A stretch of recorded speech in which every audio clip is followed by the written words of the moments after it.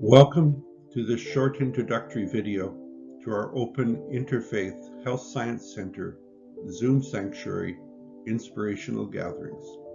The next is December the 7th, noon Winnipeg time.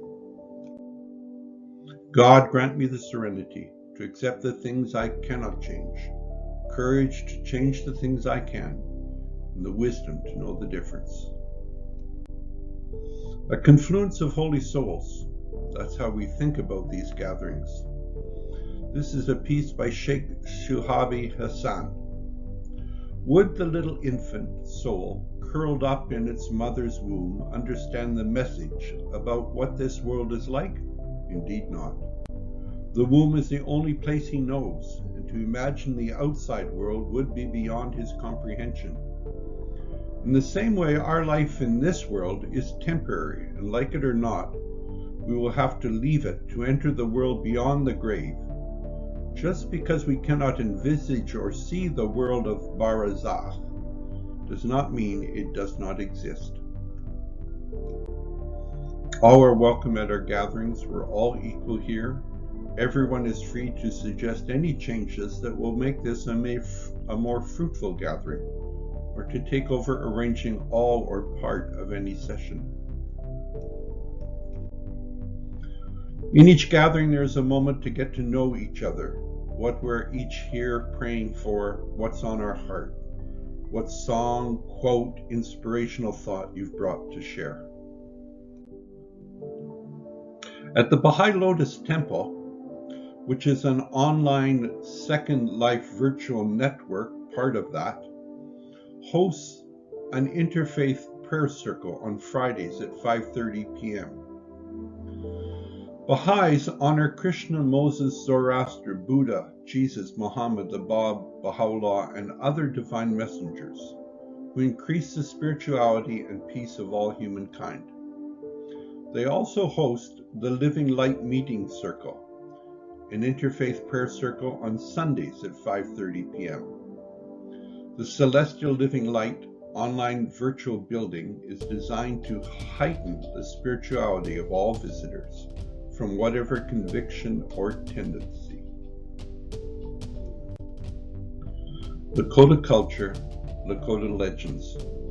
While Native American culture has struggled to survive through the centuries of displacement and assimilation, the stories and legends passed on from generation to generation refuse to die. Over the next sessions, we're going to be reading about, studying, discussing various Lakota legends, honoring all the children that did not come home. Verily, with exceeding joy, with heart and soul, do these oppressed of thine offer themselves up for all mankind in every land. Thou seest them, O my Lord, weeping over the tears thy people shed, mourning the grief of thy children, condoling with humankind, suffering because of the calamities that beset all the denizens of the earth. Interfaith, multi-faith, why the difference? The second of the 6 types of dialogue is the institutional dialogue, which includes the organized efforts of particular religious institutions that aim at initiating and facilitating various kinds of dialogue. This type of dialogue also seeks to establish and nurture channels of communication between the institutional bases of religious communities. The World Council of Churches and the Vatican have been active in this area. Numerous variations of this form of dialogue exist on a local level.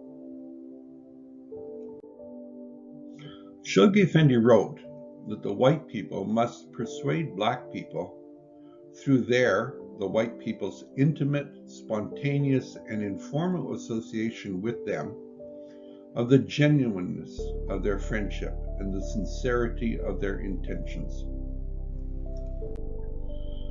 The dialogue about murdered and missing Aboriginal children is important. Women is important if we are to build a community we all feel we belong in. It is a hard discussion and a difficult one, even traumatic to hear. Our Aboriginal sisters have had to go through this trauma. We can learn how they deal with being traumatized and can draw on their strength. If it's too much to bear, you can mute everything for the duration of the next slide. Tony Blanchard. I decided to become involved with the National Family Advisory Circle, which is part of the National Inquiry, to have a voice for our northern area and help make sure something is done. Being part of the National Family Advisory Circle group helps with my healing and makes me stronger. I want people to know that my sister, who was murdered in 2008 in Whitehorse, Yukon, had a face. She was a daughter, mother, sister, auntie, granddaughter, and was very loved. She left behind 3 beautiful children who loved her very much. It is a hard journey to be able to talk openly about what happened. I always end up crying and hating when I shouldn't be. All murdered and missing Aboriginal women have people who care and love them so very much. I hope the National Inquiry leaves as its legacy a beginning of a decolonization, and that all governments implement all the calls for action and justice. Do Black Lives Matter? Most certainly, for they are the pupil of the eye of humanity. Testimonies, confirmations. How is God showing up in your life? Mary Magdalene was a villager of lowly type. Yet that self-same Mary was transformed and became the means through which the confirmations of God descended upon the disciples. Verily, she served the kingdom of God with such efficiency that she became well known and oft mentioned by the tongues of men.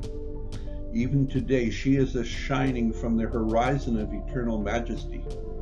Consider how infinite is the bounty of God that a woman such as Mary Magdalene should be selected by God to become the channel of confirmation to the disciples and a light of nearness in his kingdom.